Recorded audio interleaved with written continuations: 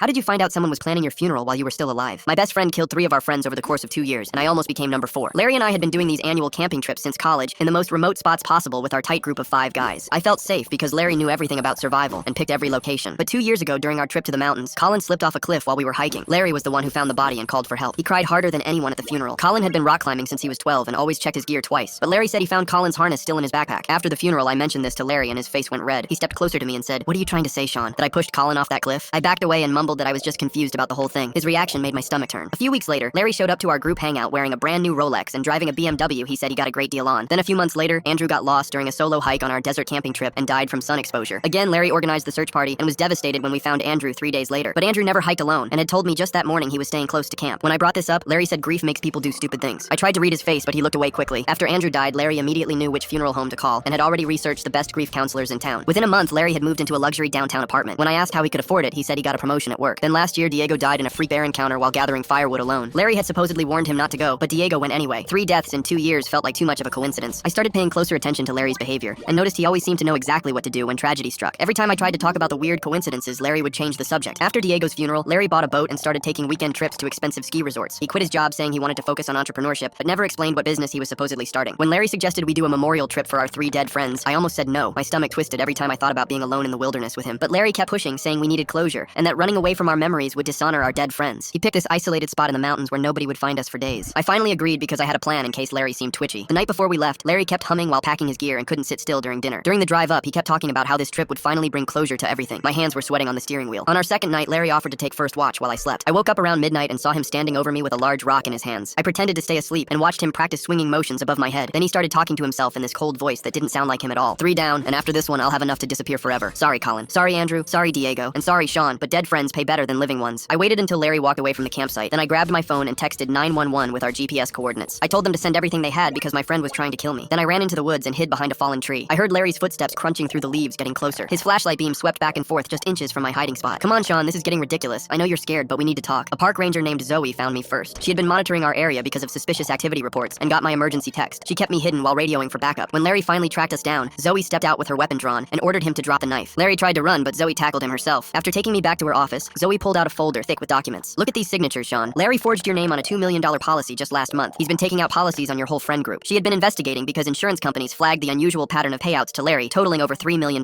After that, Zoe became my closest friend, and I'm never going camping ever again.